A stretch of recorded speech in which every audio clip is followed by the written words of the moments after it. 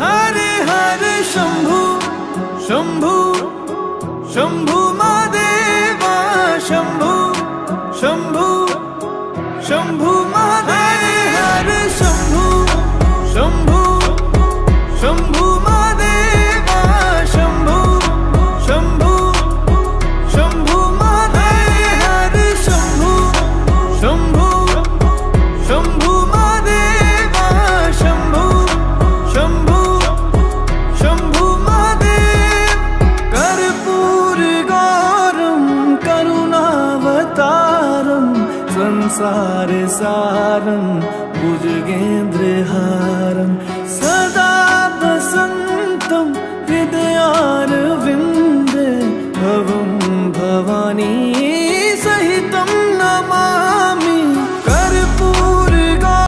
Hello বাঙালি, কেমন আছো সবাই? আশা করছি ভালো আছো। ভালো তো থাকতে হবে, কারণ তোমরা simple lifestyle Muir family member, আমিও ভালো আছি। আজকে হচ্ছে শুক্রবার, আজকে 12ই এপ্রিল, আজকে নীল পুজো। তো আমারও আজকে আছে, মানে নীল ষষ্ঠী আমারও আজকে আছে। এখন 10:30 বাজে, সকালবেলা তুতুবাবু স্কুল বেরিয়ে গেছে, ওদের টিফিন করে ধরে দিয়েছি, জল খাবারও আমার হয়ে গেছে। তো এখন করব স্নান, তারপর করব পুজোর জোগাড়, তারপর করব নীল পুজো, মন্দিরে যাব, পুজো দেবো, তারপর আমার ঠাকুরের এখানে পুজো করব। আর নীল পুজো কেন করা হয়, কী কারণে নীল পুজো করা হয়, সবটাই তোমাদের সাথে এই ব্লগে শেয়ার করব। তো তার জন্য পুরো ব্লগটা দেখতে হবে, স্কিপ করলে চলবে না। ভালো লাগলে like comment share and subscribe করে দিতে হবে। তো চলো দিনটাকে শুরু করলাম, কিভাবে নীল পুজো করছি সবটাই তোমাদের দেখাবো। তো চলো স্টার্ট করা যাক। দেখো আমাদের মানে বাগানে, মানে আমাদের বাড়ির পিছনে কত ফুল ফুটেছে, নয়নতারা ফুল পুরো ভর্তি সাদা সাদা।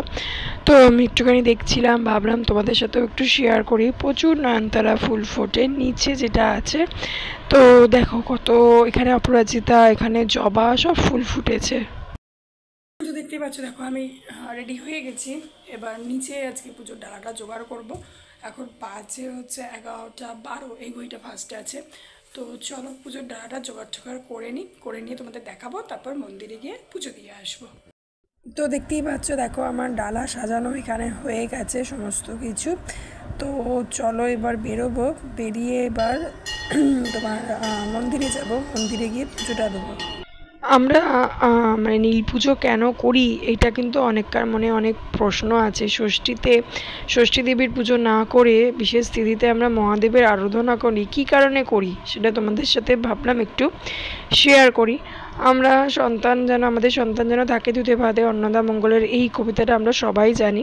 তো আমাদের বাংলা মায়ের মনে এটা একটা প্রার্থনা নীল ষষ্ঠীর দিনকে করি, যে আমাদের সন্তানের মঙ্গল কামনার জন্যই কিন্তু এই ব্রতটা আমরা করি।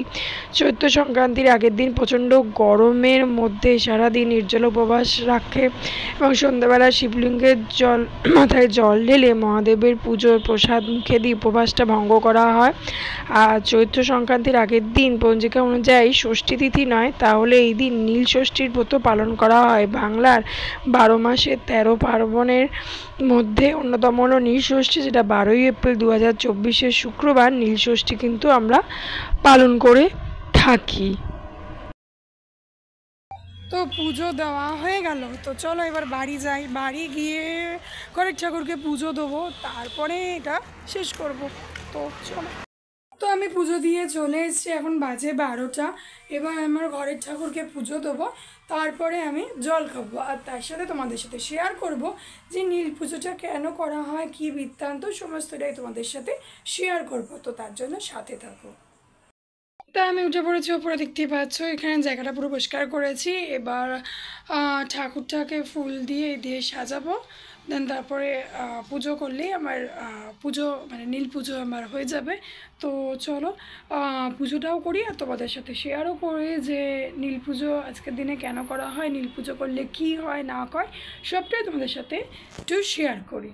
এবার তোমাদের সাথে শেয়ার করি নীল ষষ্ঠীতে মহাদেবের কেন পুজো করা হয়। গ্রাম বাংলার ষষ্ঠীর তিথিতে উর্বরা শক্তি দেবী ষষ্ঠীর আরাধনা করার প্রচলন আমরা করে থাকি। অশোক ষষ্ঠী বা শীতল ষষ্ঠী হলো এমন একটা কয়েকটি ষষ্ঠীর পার্বণ, কিন্তু নীল ষষ্ঠীতে ষষ্ঠী দেবী নয়, সন্তানের মঙ্গল কামনা করেই মহাদেবের আরাধনা করে থাকি। কেন নীল ষষ্ঠীতে শিব ঠাকুরের পুজো করা হয় সেটা তোমাদের সাথে শেয়ার করি। প্রচলিত আছে পিতা দক্ষের আয়োজিত যজ্ঞে স্বামী মহাদেবের অপমান সহ্য করতে না পেরে আগুনের আহুতি দিয়ে দেহত্যাগ করেছিলেন শিবপত্নী সতী। তার নীলধ্বজা রাজার ঘরে নতুন জন্ম গ্রহণ করেছিলেন। সেই জন্মের পর তার নাম হয়েছিল নীলাবতী। এই কন্যার সঙ্গে শিবের বিয়ে দেওয়া হয়। রাজা নীলধ্বজ অর্থাৎ দেবী পার্বতীর আরেক নাম ছিল নীলাবতী। গ্রাম বাংলার প্রচলিত কাহিনী অনুযায়ী চৈত্র সংক্রান্তির আগের দিন বিয়ে হয়েছিল মহাদেব আর নীলাবতী। সেই কারণে নীলষষ্ঠী, চৈত্র সংক্রান্তি ও গাজন শিব দুর্গার বিয়ে উৎসব হিসাবে পালন করা হয় আমাদের রাজ্যের অনেক জায়গায়। গাজনের সময় গ্রাম বাংলায় শিব পার্বতী সেজে ঘুরে ঘুরে বেড়ায়, ভিক্ষা সংগ্রহ করে, এরকম ছবিও কিন্তু আমরা দেখতে পারি। এবার হচ্ছে নীলষষ্ঠী কেন করি। নীলষষ্ঠীর পরের দিন পালন করা হয় চৈত্র সংক্রান্তি, আর তার পরের দিন পয়লা বৈশাখ, বাংলা নববর্ষের শুরু। পুরাণ অনুযায়ী নীলষষ্ঠীর এই বিশেষ দিনেই মহাদেবের সঙ্গে নীলচণ্ডিকা বা নীলাবতীর বিয়ে দিয়েছিল। মহাদেব নিজে নীলকণ্ঠ, তার সঙ্গে একদিন নীলচণ্ডিকা বা নীলাবতীর বিয়ে হয়েছিল বলি এই দিনটাকে আমরা কিন্তু নীলষষ্ঠী নামে পরিচিত। আর বাংলা এই পুজো নীল পুজো বলা হয়, এবং গ্রাম বাংলার অনেক স্থানে কিন্তু চৈত্র সংক্রান্তিতে চড়ক পুজো উপলক্ষে গাজন মেলাও কিন্তু বসে থাকে। তো এই ছিল তোমার আজকের নীলষষ্ঠী কেন করা হয়, নীলষষ্ঠী কেন পালন করা হয়, সবটাই তোমাদের সাথে শেয়ার করলাম। আমি যেটুকুনি জানি সেটুকুনি তোমাদের কাছে তুলে ধরলাম। এছাড়া এর আরেকটা পৌরাণিক কারণও আছে, সেটাও তোমাদের সাথে চলো একটুখানি শেয়ার করি, মানে যেটুকুনি আমি জানি। ষষ্ঠীর ব্রত তোমাদের সাথে শেয়ার করি। এক দেশে এক দম্পতি বাস করতো। তারা নিয়ম করে সমস্ত ব্রত পালন করতো, তা সত্ত্বেও তাদের সন্তান বাঁচত না। সেই দেখে মনের দুঃখে সমস্ত কিছু ত্যাগ করে তারা কাশীবাসী হয়েছিল, এবং কাশীর গঙ্গার ধারে বসে থাকাকালীন মা ষষ্ঠী বৃদ্ধর বেশ ধরে এসে তাদের বলেছিল, তোমাদের কি হয়েছে, তোমরা এত দুঃখী কেন? তো তারা বলেছিল যে আমরা সমস্ত ব্রত করা সত্ত্বেও আমাদের সন্তান থাকে না, মারা যায়। সেই শুনে মা ষষ্ঠী বলেছিলেন যে তোমাদের মনে একটা অহংকার আছে যে তোমরা সব ব্রত করো, সেজন্যই তোমাদের সন্তান থাকে না। নিয়ে উনি একটি ফুল দিয়েছিলেন, দিয়ে বলেছিলেন এটা ধুয়ে জল খেয়েও দেখবে তোমাদের সন্তান জন্মাবে। তো তা করতে তারা ওই ফুলটা ধুয়ে জল খাওয়াতে তাদের সন্তান জন্মেছিল, এবং সমস্ত কিছু ঠিকঠাকও হয়ে গেছিলো। তাদের 7টা ছেলে 1টা মেয়েও হয়েছিল, সব ঠিকঠাকও হয়েছিল। তো সেই থেকেই মানে প্রচার করা হয়েছিল যে নীলষষ্ঠীর ব্রত কথা, যে অহংকার করো না, যা করছো নিজের মধ্যে রাখো, অহংকারের ফল হিসাবে তুমি মানে খারাপ কিছু পাবে। তো এই থেকেই তোমার নীলষষ্ঠীর ব্রত কথাটা চালু হয়েছিল।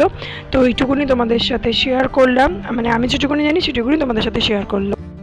তো হয়ে গেছে আমার পুজো দেওয়া, দেখতেই পাচ্ছ, আর তোমাদের সাথে শেয়ারও করলাম যে এটা কেন করতে হয়, কি ব্যাপার। তো এবার আমি ড্রেস ছেড়ে নেবো, এবার রান্নাবান্না আছে। আর আজকে তো খাওয়া বলতে মুগ ডাল, আর রাত্রিবেলা হচ্ছে ময়দা। এই হচ্ছে ছিল আমার আজকে নীলষষ্ঠীর ছোট্ট একটা 2-3 মিনিটের ব্লগ, যেটা আমি তোমাদের সাথে শেয়ার করলাম যে আমিও নীল পুজো করলাম, এবং নীল পুজো কেন করা হয় সেটাও তোমাদের সাথে শেয়ার করলাম। ঘরের ঠাকুর, আমাদের মন্দির, সবটাই শেয়ার করলাম। তো চলো আজকে ব্লগটা এখানেই শেষ করে দিচ্ছি। যদি কিছু ভালো লেগে থাকে কি করবে, like, comment, share and subscribe. Wait করো আরও সুন্দর সুন্দর ব্লগের জন্য, কারণ আজকেই বিকেলে আরেকটা সুন্দর ব্লগ আমি ক্যাপচার করব, তো সেটাও আসতে চলেছে। তো চলো, আর আজকে আমার অশোক ষষ্ঠীর ব্লগটা এসে গেছে, তোমরা চেক আউট করে নিতে পারো চ্যানেলে। তো চলো আজকের জন্য বাই বাই, টাটা। আবার দেখা হচ্ছে অন্য কোনো দিনে অন্য কোনো ব্লগে। Bye bye.